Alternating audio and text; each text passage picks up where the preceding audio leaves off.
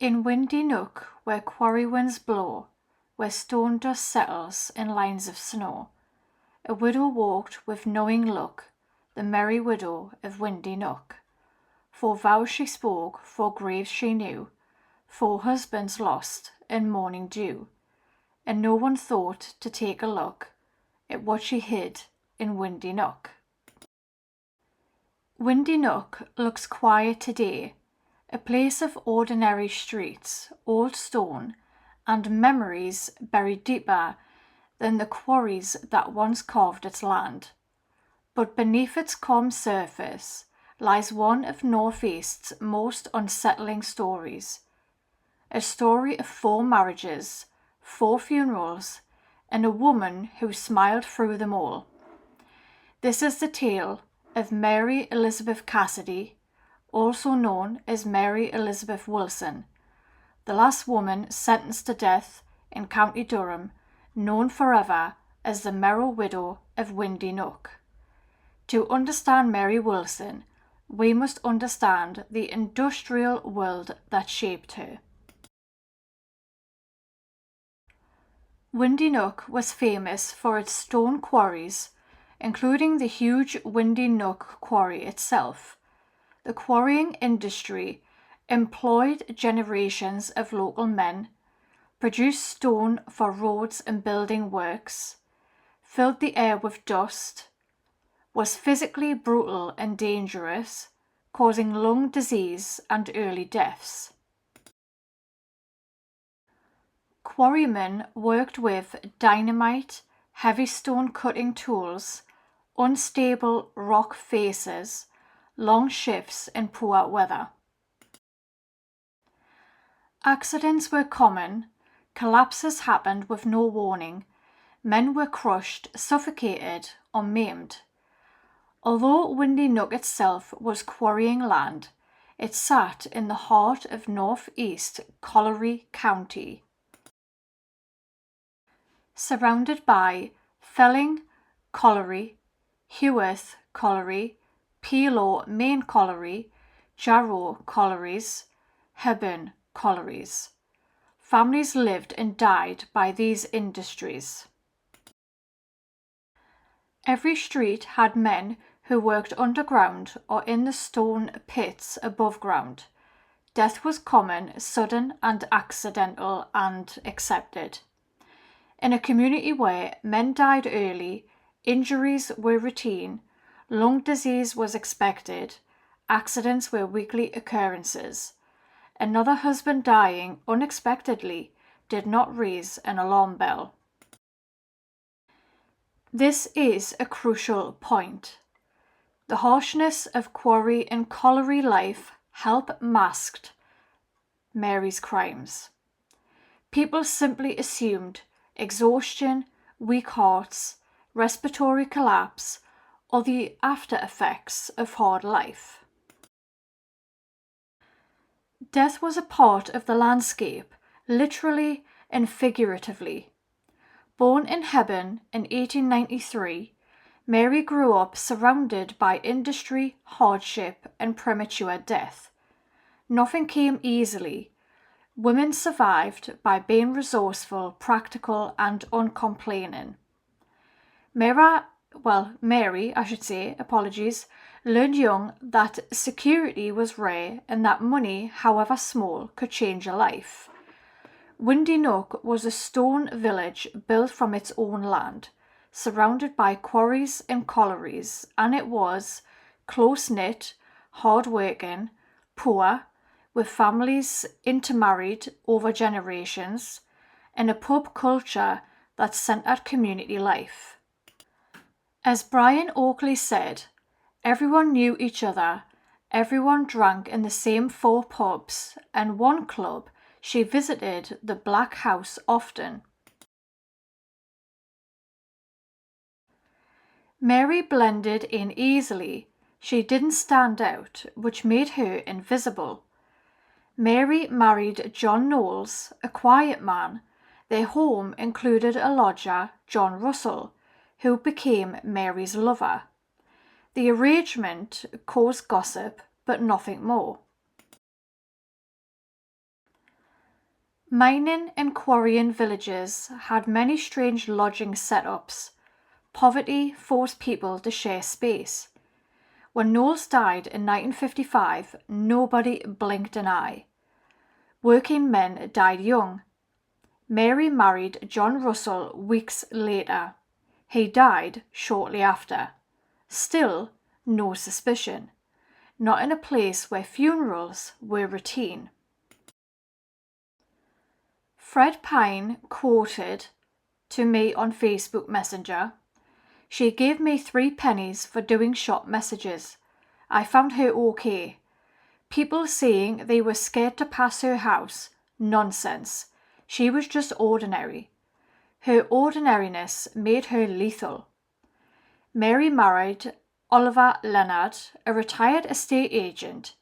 He died only 12 days into their marriage, leaving her with £50.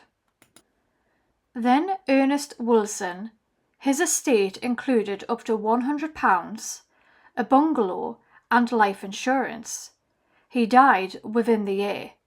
This time she did not even bother to attend his funeral. And with him came the infamous joke, "Don't throw away the sandwiches, love. Save them for the funeral."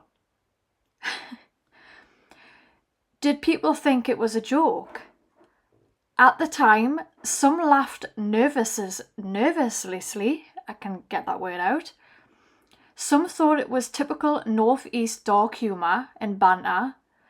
Others thought it odd, but shrugged it off. Only after Ernest died did people look back at that comment with horror. She reportedly told the funeral director, get this, "Shouldn't I get a trade discount by now?" And her reason? For providing him with plenty of business. Sorry, but I just had to laugh at that. It's not really supposed to be funny, but it's pretty funny. I mean, the brazenness of this woman to just say that to a funeral director, it absolutely baffles me how she thought that was funny to say. I mean, saying that, it made me laugh, but hi-ho. These instances of morbid humour brought her to the attention of the police. This was the moment everything changed. A wife who didn't bother to attend the last funeral, joked openly and morbidly, and collected all the money, was not normal, even in windy Nook. In 1958, authorities exhumed the bodies of her last 2 husbands, Mr. Oliver Leonard and Mr. Ernest Wilson. Both contained phosphorus. Her defense claimed the substance was contained in their medication.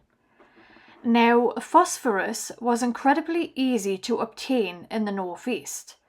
Beetle powders, rat killers, garden pesticides, hardware shop solutions. Sold freely, no regulations, no tracking, and no suspicion. Mary didn't need a scheme, she needed only a shop counter. Symptoms resembled the common illnesses quarrymen and colliery workers often died from: stomach stress or de-stress, vomiting, collapse, and organ failure. Doctors routinely signed off deaths as natural causes. She was finally arrested. Mary was taken to Leeds Assizes in 1958. An unusual historical detail, she was represented by a woman while in jail, very unusual for the 1950s. Now, newspapers reacted strongly. From the Northern Echo, the headline was, "The Merry Widow Smiles at the Dock." Newcastle Journal, "4 dead husbands, Gateshead shocked by Juvenile widow." The Sunday Sun, "Did her jokes reveal her crimes?" Now, Mary was convicted of murdering 2 of her 4 husbands with beetle poison in 1956 and 1957. The remains of her earlier 2 husbands were exhumed at a later date and pointed to the same cause of death. There was no reason, however, to have a second trial. Mary was sentenced to death, but her advanced age at 66 allowed her to get a reprieve, and her sentence was commuted to life imprisonment. She died of natural causes on the 5th of December 1962 while incarcerated at H.M. Holloway Prison. So what drove the merry widow of Windy Nook? Greed. She financially benefited from each death. Control. Her marriages give her little power. Their deaths give her complete control. Resentment. Many described her husbands as unclean, dependent, and irritating. Now thrill. Her jokes, lack of remorse, and calmlessness suggested psychological enjoyment. Personally, for me, having studied psychology, the most convincing interpretation, especially given her behaviour, is that Mary acted out of greed and thrill combined. Now you might ask why. Well, for one, she killed soon after weddings. Number 2, she enjoyed the attention her jokes drew. 3, she was quick to collect money. 4, she joked even as suspicion grew. 5, financial gain alone was small, but thrill added meaning. And 6, her smirk in court suggested satisfaction. It was profit with entertainment, security with excitement, money with mischief, and death become her way of achieving both. Since her death, Mary Wilson's story has travelled far. Local historians, former residents, newspapers, social media communities, true crime researchers, pub storytellers, family memories passed down. Now her story lives on because it emerged from a quiet stone village where no one expected evil. Sometimes the darkest stories come not from criminals hiding in the shadows, but from neighbours hiding in plain sight.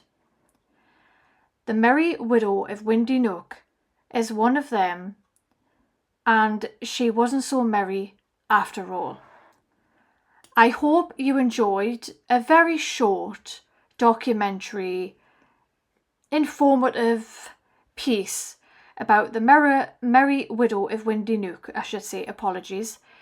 I know it is short, but her case was very short, funny enough. And I really did want to talk about Mary Elizabeth Wilson or Mary Elizabeth Cassidy or the Merry Widow of Windy Nook. I will say Marrow, but it's Merry Widow of Windy Nook. I did try and get as much information as possible. I did contact these people from the beginning myself on Facebook. I did post in the Felling group, and people were lovely enough to respond to my comment. So for those that may have seen my YouTube channel, Homicide Highway, from that group post, welcome. Thank you so much for checking out my videos, and thank you so much to the people at the beginning that I announced as a thank you. I wouldn't have been able to get that little bit of tidbit information if it wasn't for you. And for yous just so happily to help me with that, I greatly appreciate it. I can't get my words out. I do apologise. But with that, the next true crime episode I am going to start focusing on, which will be released, I will say, in January, is Auschwitz. I do want to talk a little bit about Auschwitz in that video and go into a little bit of a backstory of Auschwitz myself, because I am, for those that don't know, going to Auschwitz in December. So I have wanted to go to Auschwitz since I was a teenager. So this is sort of a dream come true for me, to be able to go there and stand where those people were. So again, I do apologise, this documentary wasn't that long. I have tried my utmost hardest to try and fill in what I can to make this a 30-minute episode, but unfortunately that's all I could find to tell about Mary Wilson or Mary Cassidy. Or the Merrow, I will say Merrow, why? But the Merry Widow of Windy Nook. I'll get it out one day. But yeah. But thank you so much for watching. I do appreciate it and your time watching this video. And I will catch you on the next one. Bye, guys.